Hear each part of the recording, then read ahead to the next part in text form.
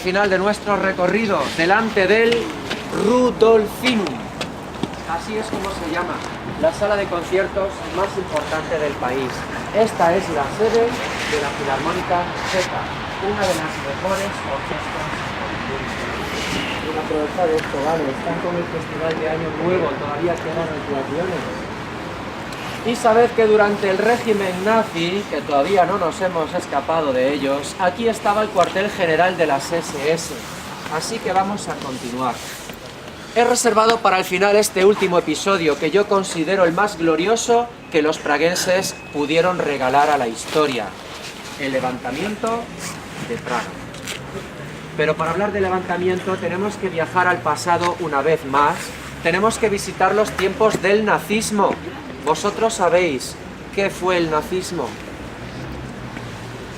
Fue una ideología antidemocrática.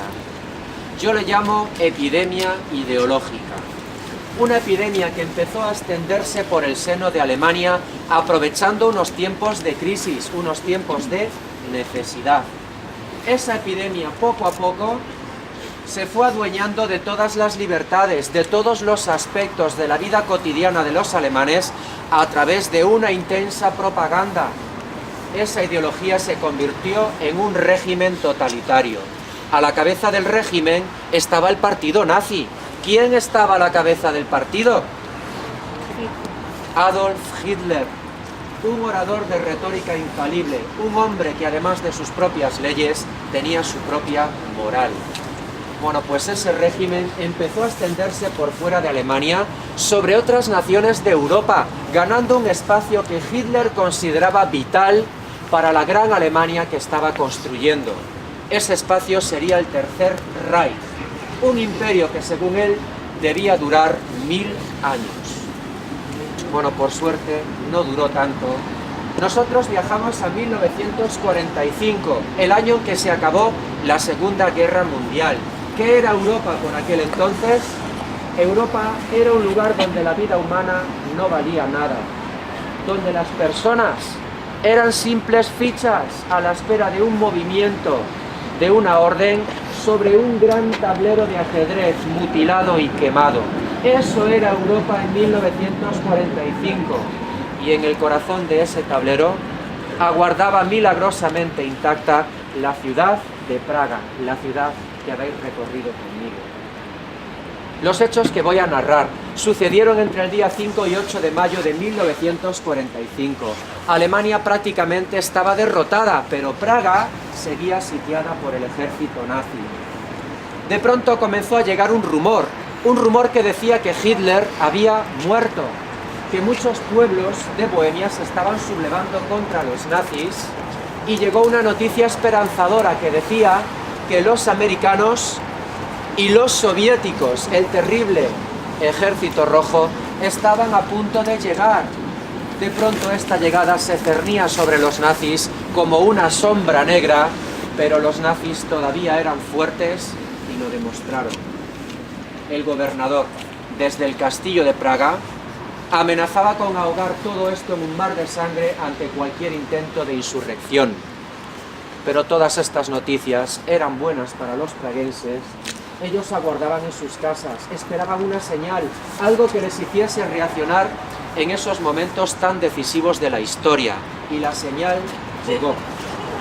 A través de la radio, la mañana del 5 de mayo, cuando el locutor se levantó de buen humor y les dijo a todos: ciudadanos, son las 6 en punto. Utilizó a propósito una mezcla de checo y alemán para dar a entender con ello que la hora para los nazis había llegado. Inmediatamente las radios de toda la ciudad comenzaron a emitir música checa, prohibida por el régimen. Esa era la señal. Los praguenses saltaron de la cama, bajaron a las calles y se pusieron a defender lo suyo, comenzando por el edificio de la radio, desde donde se difundían todas aquellas noticias. Allí tuvo lugar el primer enfrentamiento entre la policía checa y los soldados de las SS, que querían entrar rápidamente a silenciar aquel despropósito.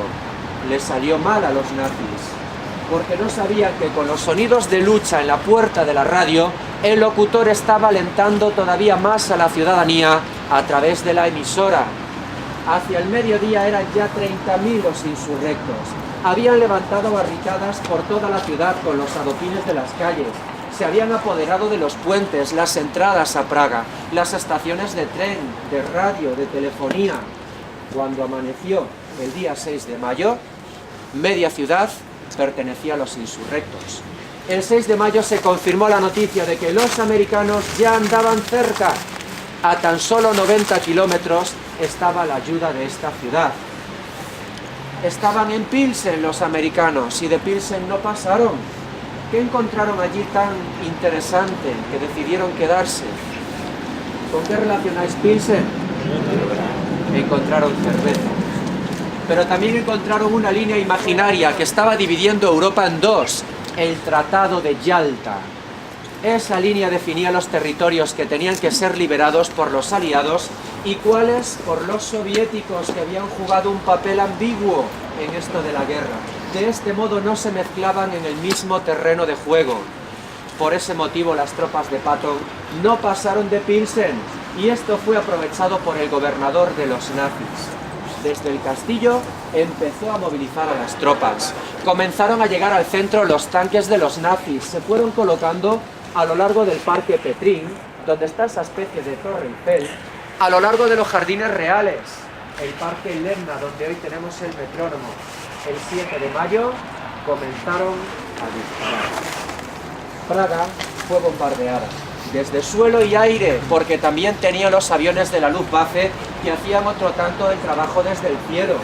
La universidad, el Museo Nacional, el Ayuntamiento, muchos edificios históricos quedaron seriamente dañados ese día. Ya todo había terminado para los praguenses, de no ser por una ayuda que nadie se esperaba, porque la ayuda llegó desde el mismísimo seno del ejército nazi. Esto fue gracias al ROA, R-O-A, el Ejército Ruso de Liberación. Un ejército ruso anticomunista que se había aliado con los nazis para darle caña a los bolcheviques. Pero las cosas habían cambiado demasiado. Alemania ya estaba derrotada. A los bolcheviques casi se les podía oler acercándose por el horizonte. De pronto, ¿qué futuro le aguardaba a los hombres del ROA ante la fama sanguinaria del Ejército Rojo? Hicieron algo inteligentísimo.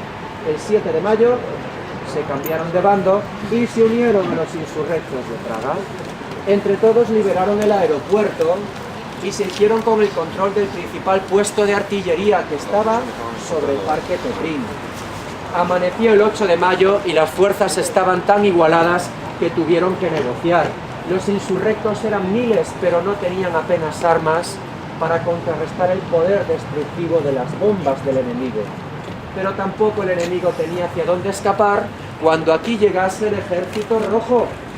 Se pusieron a negociar. Dejar de bombardear nuestra ciudad y os dejaremos a todos marchar en paz. El 8 de mayo de 1945, miles de civiles y militares nazis emprendieron una huida precipitada hacia el oeste, hacia las filas americanas, con la esperanza de que serían más benevolentes. El 8 de mayo fue el día más esperado por Europa y el mundo entero, porque Hitler efectivamente se había suicidado el 30 de abril. El 8 de mayo, coincidiendo con el levantamiento de Praga y la rendición de Berlín, la Segunda Guerra Mundial en Europa había terminado. Amaneció el 9 de mayo. Llegaron por fin los refuerzos, como correspondía, llegaron los soviéticos y ya lo encontraron todo hecho. Encontraron a los praguenses celebrando su victoria, levantando a sus muertos de las calles. Los soviéticos les ayudaron a deshacerse de los últimos nazis que quedaban por aquí resistiendo. Pero eran los soviéticos. Habían jugado un papel importantísimo en la liberación de Europa y esta llegada a Praga prevaleció sobre el levantamiento y a ojos de la historia siempre se creyó que ellos la habían liberado. Bueno, ya sabéis a quién corresponde buena parte del mérito. Aquí estamos nosotros para recordarlo. En una Praga que incluso bajo cero no pierde su belleza, esa belleza que ha salvado a Praga de su destrucción, cuando el mismísimo Hitler se enamoró de ella. Y es que Praga no se rinde, ni ante invasores, ni ante extraños. Praga nos espera y nos atrapa y ya no nos deja marchar. Como me ha atrapado a mí, y espero que también a vosotros.